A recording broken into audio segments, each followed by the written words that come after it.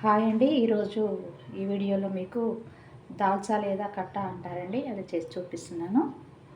Stove వెలిగించాను. మామూలు పాత్రలో అయినా చేసుకోవచ్చు, కుక్కర్లో అయినా చేసుకోవచ్చు. కుక్కర్లో త్వరగా అవుతుందనే ఉద్దేశంతో చేస్తున్నాను.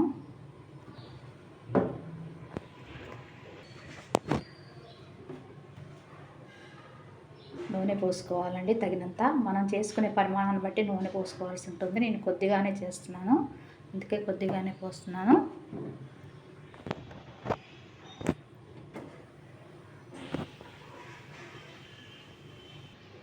నూనె వేడయ్యాక కొద్దిగా ఆవాలు జీలకర్ర వేసుకోవాలండి. ఇది ఆప్షన్, ఇష్టమైతే వేసుకోవచ్చు, లేకపోతే లేదు. కంపల్సరీ అయితే కాదు.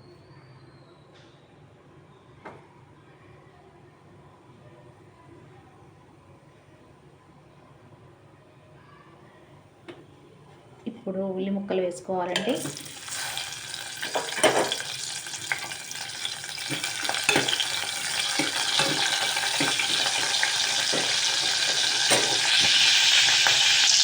ఈ ఉల్లి ముక్కలను ఎక్కువగా వేయించకూడదండి. ఒక్క నిమిషం తర్వాత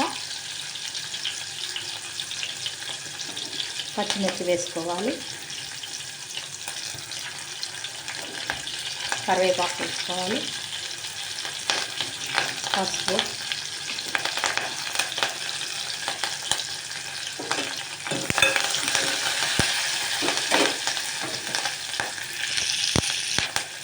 ఇప్పుడు ఇది మటన్ అండి, కొద్దిగా మటను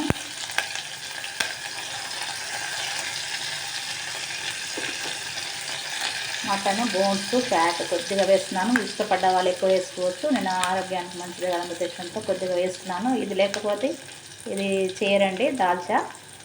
ఇది వేస్తేనే దాల్చా అంటారు నాకు తెలిసి అయితే. ఇది ఇప్పుడు వేసుకోవాలి.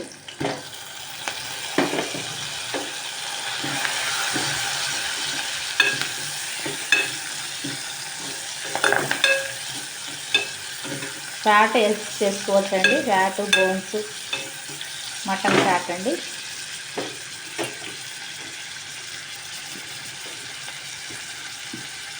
ఇప్పుడు సొరకాయ ముక్కలు వేసుకోవాలి.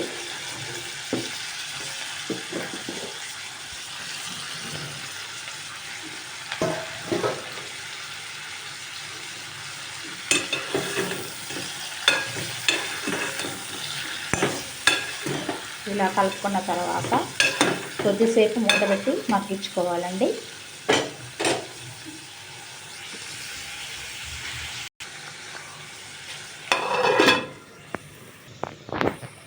చూద్దామండి.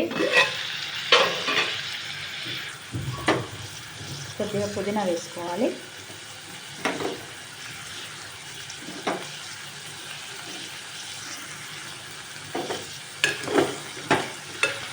ఈ నూనెలో చాలాసేపు మగ్గించుకొని మామూలు పాత్రలో వండేటప్పుడు అంటే లేదు, నూనెలో చాలాసేపు మగ్గించాల్సి ఉంటుంది. కుక్కర్ కాబట్టి ఎక్కువసేపు అవసరం లేదు. ఒక 2-3 నిమిషాలు ఇలా వేసుకున్న తర్వాత వంకాయ ముక్కలండి, ఇవి కూడా వేసుకోవచ్చు. ఈ రెండే వేసుకోవాలి, లేదా ఓన్లీ సొరకాయ ముక్కలతో కూడా వేసుకోవచ్చు. నేను వంకాయ కూడా వేస్తున్నాను, బాగుంటుంది.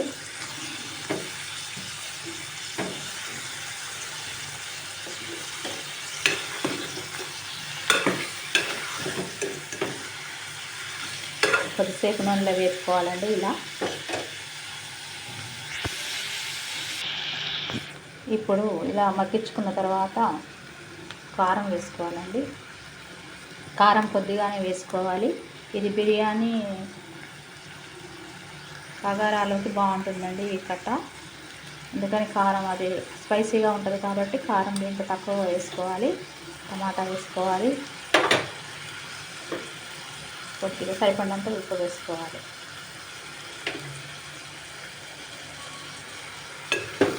కలుపుకొని మళ్ళీ ఒక 5 నిమిషాలు కారంలో మగ్గించుకోవాలండి.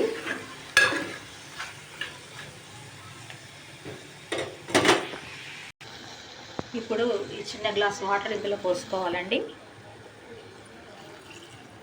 సొరకాయలలో కూడా వాటర్ వస్తుంది కాబట్టి ఎక్కువగా అవసరం పడదు. ఈ ముక్కలు ఉడికేంత వరకు మాత్రమే నీళ్ళు పోసుకోవాలి. ఒకసారి కలుపుకొని కుక్కర్ మూత పెట్టేసుకొని ఒక 4 విజిల్స్ రానివ్వాలి. అంటే సొరకాయ ముక్క ఉడకడానికి పట్టేది. ముదురైతే కొంచెం ఎక్కువ రాణించుకోవాలి విజిల్స్. నేను వేసిన సొరకాయ లేతకాయ. మూత పెట్టేసి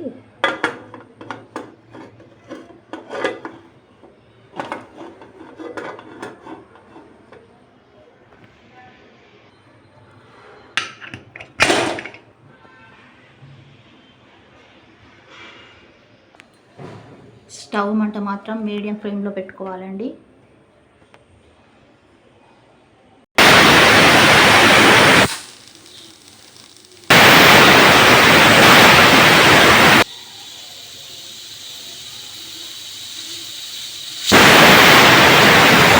స్టవ్ ఆఫ్ చేసేస్తున్నానండి. కుక్కర్ మూత వచ్చే వరకు వెయిట్ చేద్దాము. చూద్దామండి.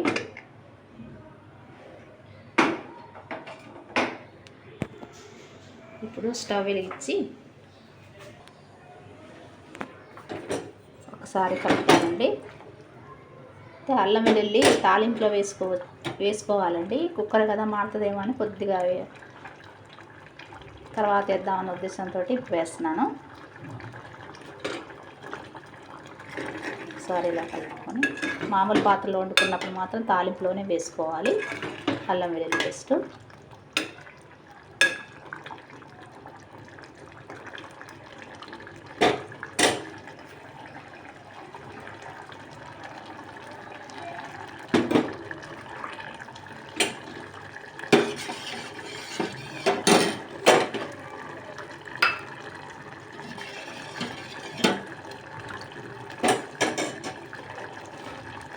ఇప్పుడు ఇది కందిపప్పు, శనగపప్పు ఉడికిచ్చి చింతపండు రసం కలిపిన మిశ్రమం అండి. ఇప్పుడు ఈ మిశ్రమం ఈ ఉడుకుతున్న సొరకాయ ముక్కల్లో వేసుకోవాలి.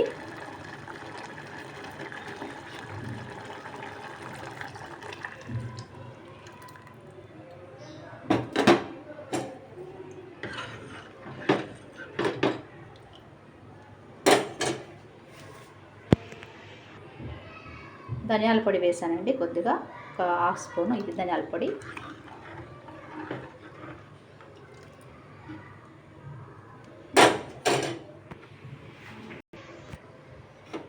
ఇంకా కొద్దిగా వేస్తున్నానండి ధనియాల పొడి.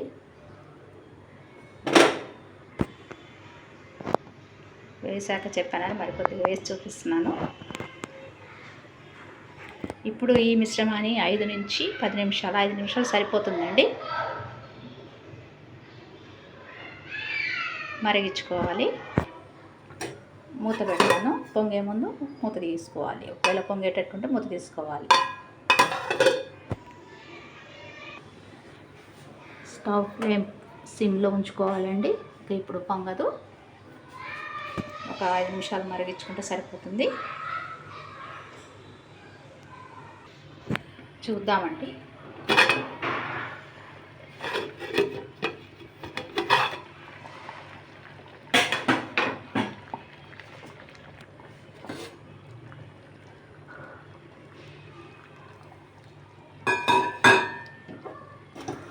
ఇప్పుడు కొత్తిమీర వేసుకోవాలి. కొత్తిమీర వేసాక 2 మినిట్స్ తర్వాత స్టవ్ ఆఫ్ చేసుకోవాలండి. ఇంకా అయిపోయింది. ఒక 2 మినిట్స్ వెయిట్ చేద్దాం.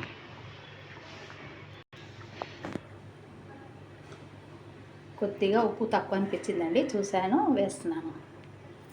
ఇందులో మాత్రం ఉప్పు తక్కువగానే ఉండాలి, ఎందుకంటే ఇది ఫ్రైడ్ రైస్లోకి బిర్యానీలోకి తింటామని చెప్పాను. Chicken biryani, mutton biryani, bagara rice, veg biryani దేంట్లోకైనా తినొచ్చండి. కాకపోతే ఆయిల్ రైస్, ఫ్రైడ్ రైస్ లాంటి వాటిలోకి. వైట్ రైస్లోకి మాత్రం చేసుకుంటే కొద్దిగా కారం ఉప్పు ఎక్కువ వేసుకోవాల్సి వస్తుంది. ఇప్పుడు మాత్రం ఉప్పు కొద్దిగా తక్కువగానే ఉండాలి, ఎందుకంటే రైస్లలో ఉప్పు వేస్తాం కాబట్టి అది చూసుకోవాలి. లేకపోతే ఉప్పు ఎక్కువ ఏంటంటే తినలేము. అది జాగ్రత్తగా వేసుకోవాల్సి ఉంటుంది. ఇంకా అయిపోయిందండి. స్టవ్ ఆఫ్ చేసేస్తున్నాను.